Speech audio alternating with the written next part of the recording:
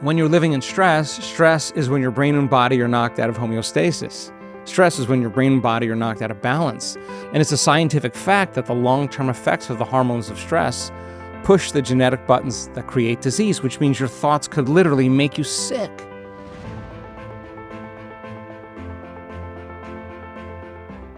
How do people become addicted to their own thoughts? It seems like there is this degree of familiarity with what we're used to here, but there would be a question, if these thoughts are negative, if they're negative emotions, if they're tormenting me, if they're making me feel bad, why would I continue to just be my own torturer 24 hours a day? Well, an addiction is something that you think you can't stop.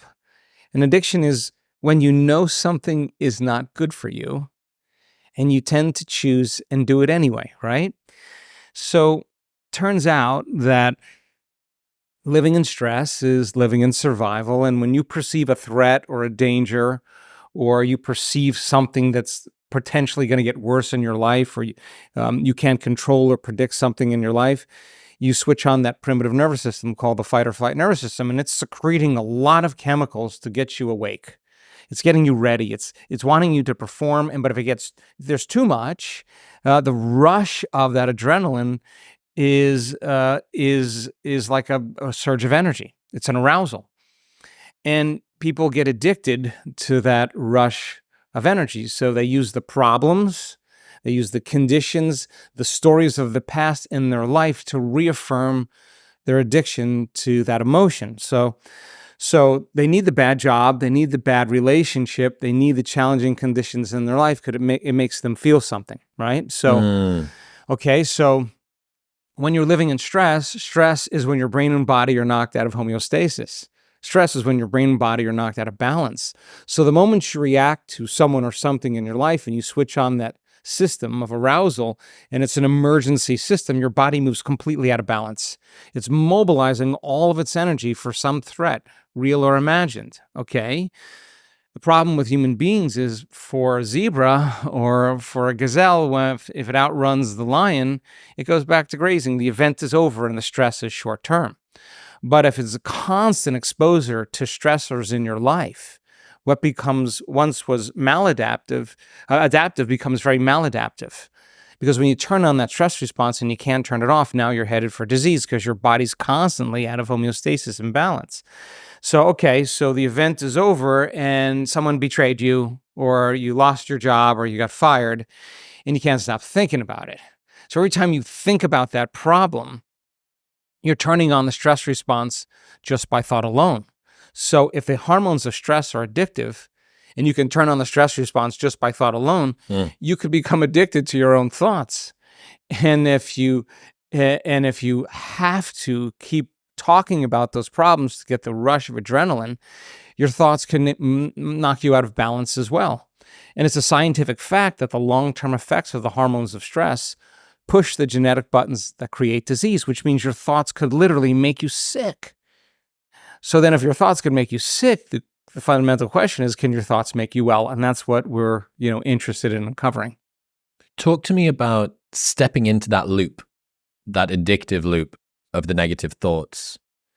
So every time you have a thought, you make a chemical.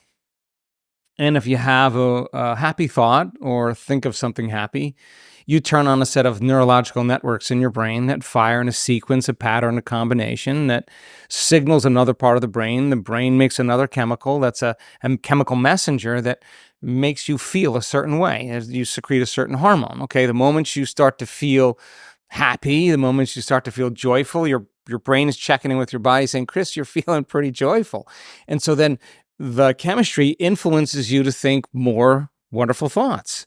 And so the cycle of thinking and feeling and thinking creates what we call a state of being, okay?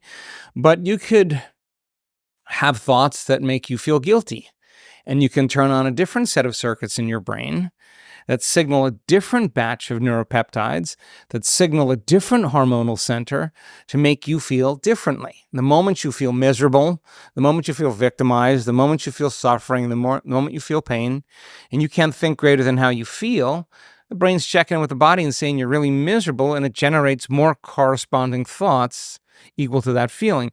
So it's thinking and feeling and feeling and thinking. This loop of thinking and feeling and feeling and thinking creates a state of being. And again, the thought and the feeling, the image and the emotion, the stimulus and response is making the body become conditioned subconsciously into the past. And so now the person has to feel that same emotion to reaffirm their identity. So that becomes their state of being. And now they behave as if they're in their past, and they think as if they're in their past. So I believe that all beliefs are created from past experiences. Mm-hmm.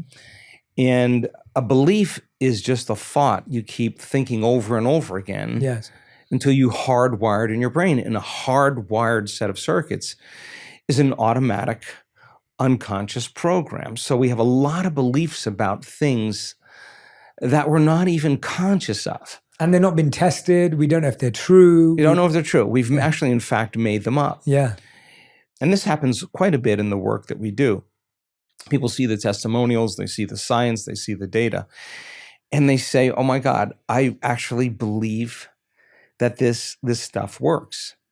And they're facing a chronic health condition or a serious health condition. And they come to the realization that they just became conscious that they didn't believe it would work for them. It would work. It looks like it works, but I never thought it could work for me. Now, this is a big moment, because this is the moment where you're stepping out of the bleachers onto the playing field, right? This is now where you got to show up for yourself, right?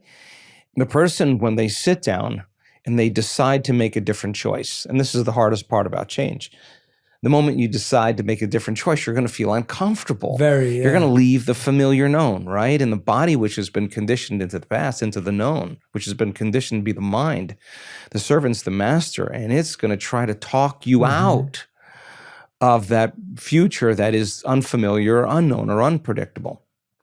And so that's the moment where the beliefs start coming up. You know, you're not good enough. This is too hard. You'll never change. You can't create anything. It's this person's fault.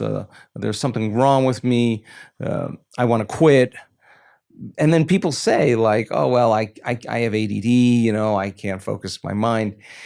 And it turns out they say, I'm not a good meditator, or I can't control my mind, and meditation's not for me. But really, I'm doing it wrong, they'll say. But in fact, they're actually doing it right. Because sitting with yourself and becoming conscious of all of those unconscious thoughts means now you're no longer the programmer. You're only the program when you're unconscious to that belief. The moment you become conscious of that unconscious belief, the greater the probability that you won't go unconscious to it again. And that's how you become more conscious, is catching yourself going unconscious, and it becomes a skill. The more you practice it, the better you get at going like, I'm just not going to believe that any longer.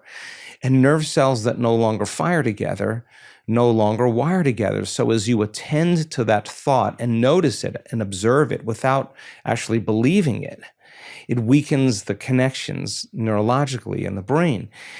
And there's a neurological death or a separation that's taking place. Okay, so the person then who blames and complains and makes excuses and feels sorry for themselves and behaves a certain way, well, those are habits, right? And those are unconscious programmed behaviors. The only way you're going to change is to become conscious that you complain all day long, or you blame somebody for your life.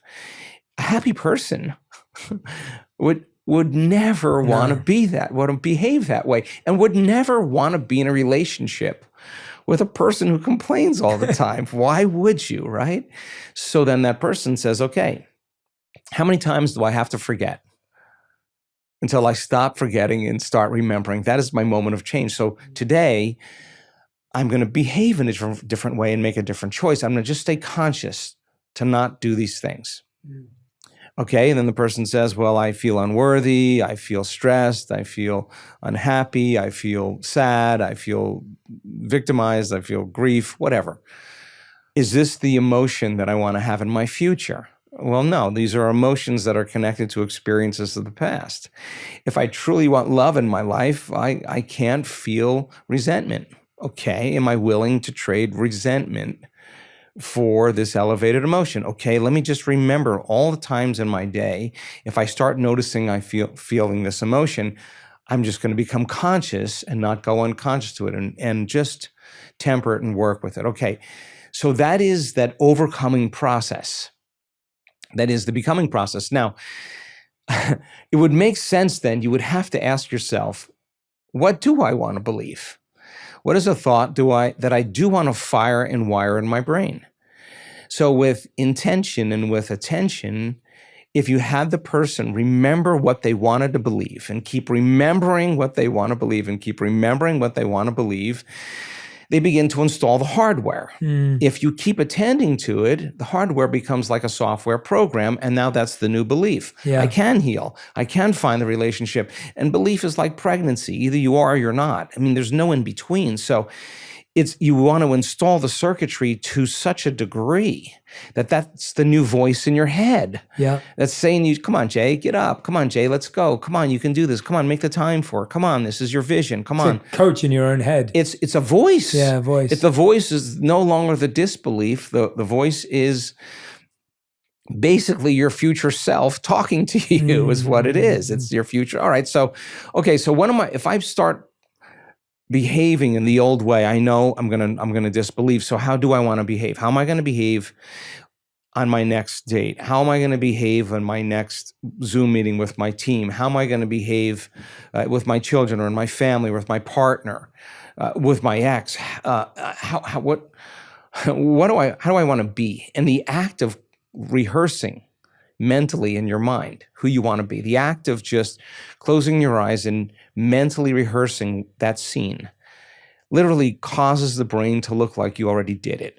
It looks like it's already happened, right? So now you're priming the brain neurologically. Keep doing it over and over again. The hardware becomes more automatic, like a software program. You naturally get your behaviors to match your intentions, and because you installed the circuitry. Practice feeling the elevated emotion. If you feel that emotion and you say, when I feel this emotion, I can believe in that future, then let me just keep remembering to feel this way in every part of my day. This is not about positive thinking. This is about conditioning my body emotionally into the future. So I got to keep my energy up the entire day, and I can't default back to the old person. As long as I'm feeling this emotion, I'm going to behave that way. As long as I'm feeling this emotion, I'm going to believe in that future. If I maintain this modified state of mind and body my entire day as an experiment, should there be some evidence in my life as a result of my change in state of being, a synchronicity, a coincidence? And if there is, then I'm going to do it again. I'm going to actually do it again. And I think that's how we start stepping into that future.